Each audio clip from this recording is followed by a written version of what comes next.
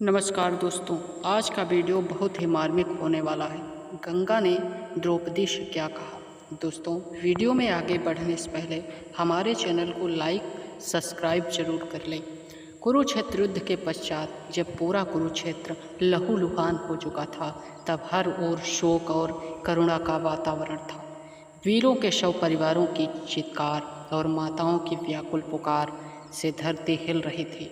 इस बीच द्रौपदी अपने प्रियजनों की स्मृतियों और युद्ध की विवशा से व्याकुल होकर गंगा तट पर पहुंची।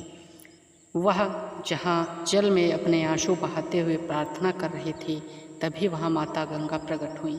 उनके चेहरे पर दिव्य शांति थी, लेकिन मैं अपार करुणा।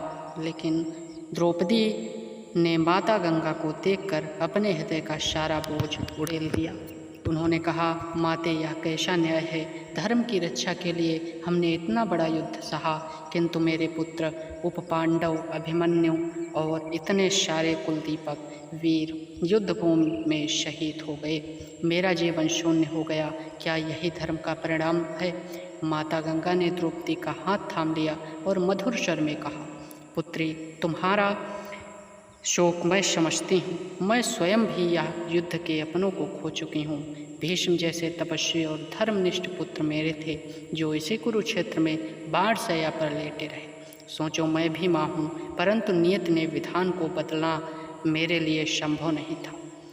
तुम अकेली नहीं हो जिसने यह पीड़ा झेली है। समस्त स्त्रियाँ, गंधारी, कुंती, सुभद्रा, उषा, सभी आज शोक में डूबी हैं। द्रौपदी ने रुद्ध गले से कहा, माते, क्या धर्म का पथ इतना कठोर होता है कि उसके लिए परिवार, पुत्र, पति सबका बलिदान देना पड़े। मैंने अपना जीवन सत्य और धर्म के लिए जिया, फिर भी मुझे अपमानित किया गया और अंततः मेरे पुत्र मुझसे छिन गए। गंगा की वाणी में गहरी गंभीरता थी। उन्होंने कहा, पुत्री, धर्म का मार्ग आसान नहीं होता है।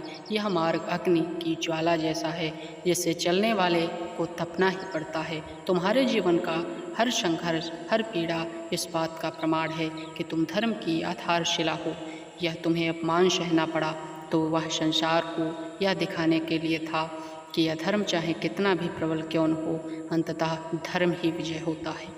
तुम्हारे पतियों ने अन्याय का प्रतिकार किया और सत्य के लिए खड़े रहे। याद रखो, धर्म का फल केवल सांसारिक सुख नहीं होता है, बल्कि यह युगों तक अमर आदर्श बन जाता है। द्रौपदी की आंखों में आंसू बहते रहे। वह बोली, माते, पर मेरे पुत्र, क्या वे निर्दोष नहीं थे। गंगा ने उत्तर दिया, ये सब दिव्य आत्माएं थीं, जिन्हें धरती पर एक विशेष कार्य के लिए भेजा गया था।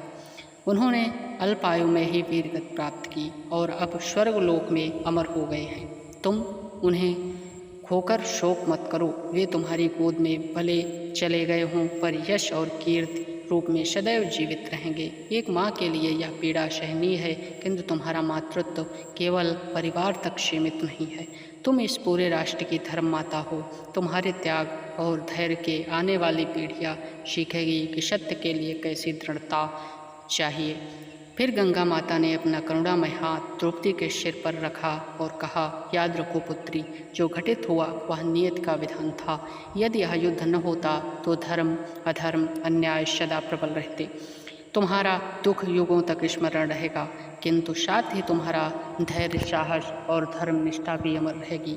तुम्हें अब अश्रुओं से नहीं, बल्कि अपने जीवन से यह संदेश देना है कि स्त्री केवल करुणा की मूर्ति ही नहीं, बल्कि धर्म की, सत्य की आधारशिला भी होती है। द्रौपदी ने माता गंगा के वचनों को सुनकर अपने आंसू पोंछे। उनके हृदय में नई शक्ति और संचार हुआ। वह जान गई कि उसका दुख व्यक्तिगत नहीं, बल्कि संपूर्ण मानवता के लिए एक आदर्श है।